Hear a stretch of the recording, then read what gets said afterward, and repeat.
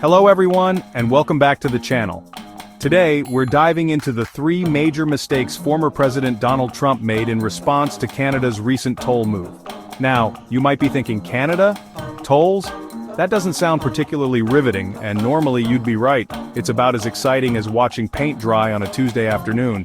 But when Donald Trump's involved, even the most mundane topics can turn into a complete and utter diplomatic dumpster fire. And in this case, that's exactly what happened. Buckle up, folks, because we're about to dissect a masterclass in how not to handle international relations.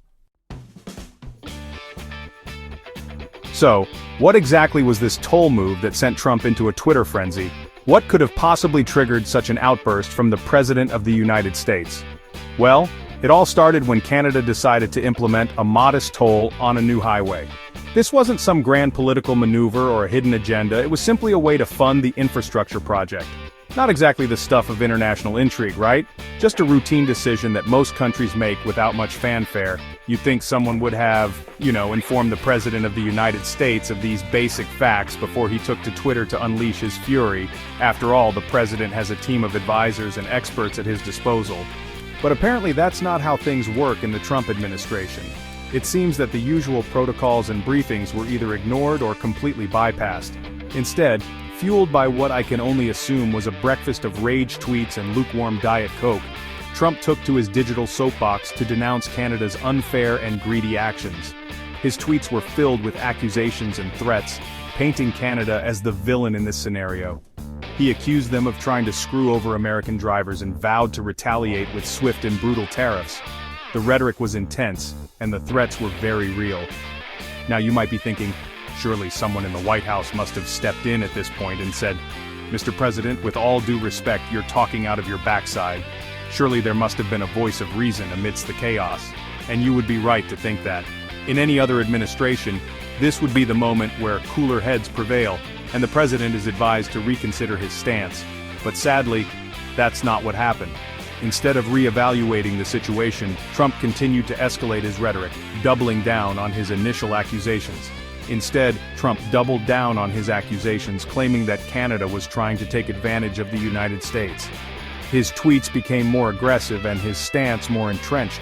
He even went so far as to threaten to pull out of NAFTA, the North American Free Trade Agreement, which, by the way, he had just spent the last 2 years renegotiating. This was a significant threat, one that could have major economic repercussions. Now, I'm no economist, but even I can tell you that threatening to blow up a trade agreement over a minor toll dispute is not exactly a sound economic strategy.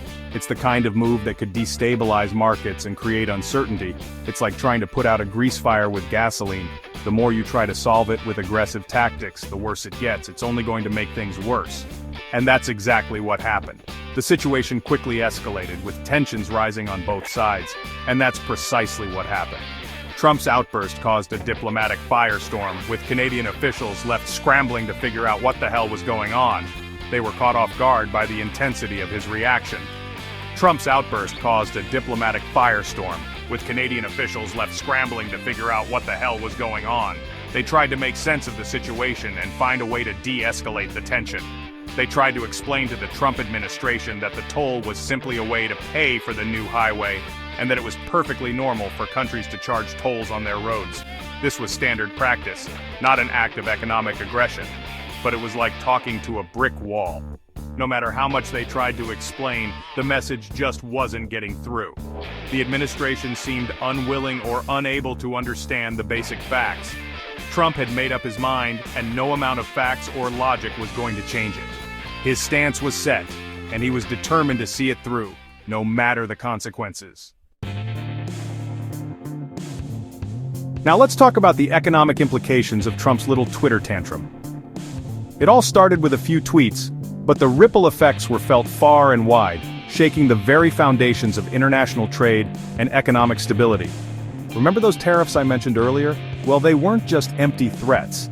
They were a declaration of economic war, a move that sent shockwaves through industries and markets across the globe.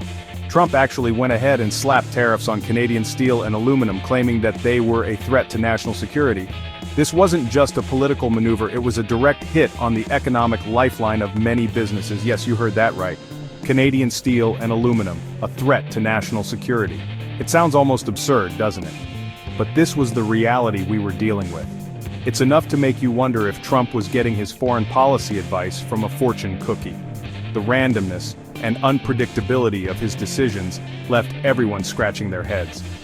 Unsurprisingly, Canada wasn't too thrilled about being slapped with these bogus tariffs. The Canadian government and businesses were quick to respond, voicing their outrage and preparing to fight back.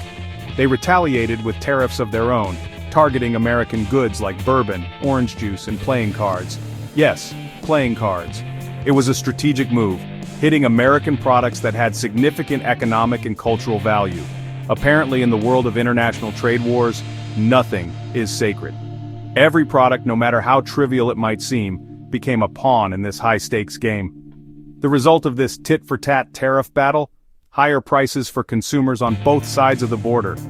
Everyday items became more expensive, and the cost of living started to rise.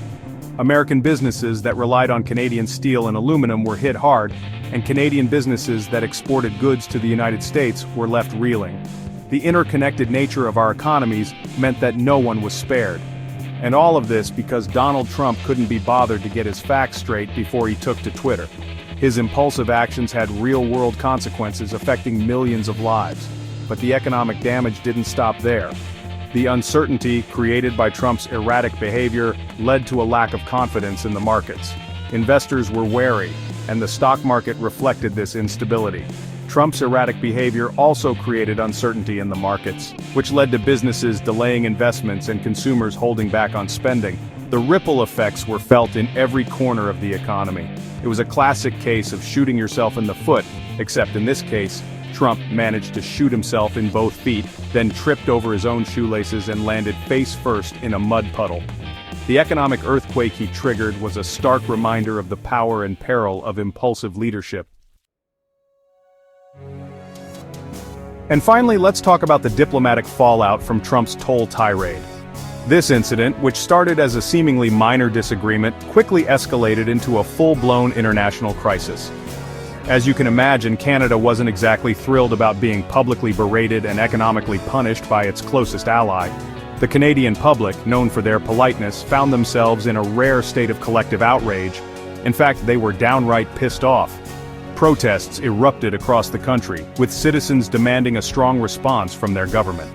Canadian Prime Minister Justin Trudeau, who had previously tried to maintain a cordial relationship with Trump, was left with no choice but to push back against the American president's bullying tactics. Trudeau's measured approach was replaced with a more assertive stance, signaling a significant shift in Canadian foreign policy. In a move that surprised absolutely no one, relations between the United States and Canada, which had been relatively stable for decades, took a nosedive. The long-standing partnership was now under severe strain, with both sides digging in their heels. The two countries, which had once been partners in trade, diplomacy, and defense, were now engaged in a bitter and public feud. Diplomatic channels that had been open for years were suddenly clogged with accusations and counter-accusations. It was like watching a couple that had been married for 50 years suddenly decide to air all their dirty laundry on national television. The spectacle was both shocking and disheartening, leaving many to wonder how things had deteriorated so quickly. And the worst part? This whole mess was completely avoidable. Miscommunication and impulsive decisions had led to a situation that could have been easily resolved with a bit of diplomacy and foresight. If Trump had simply bothered to pick up the phone and talk to Trudeau before launching into a Twitter tirade, he could have avoided this entire diplomatic debacle. A simple conversation could have clarified misunderstandings and prevented the fallout, but instead, he chose to act on impulse and misinformation, which, as we've seen time and time again, is never a recipe for success. The consequences of this impulsive behavior were felt not just in the political arena, but also in the lives of ordinary citizens on both sides of the border. So there you have it, the three major mistakes Donald Trump made in response to Canada's toll move. Mistakes that cost American businesses and consumers money, damaged the relationship between the United States and Canada, and made the United States look like a bunch of petulant children on the world stage.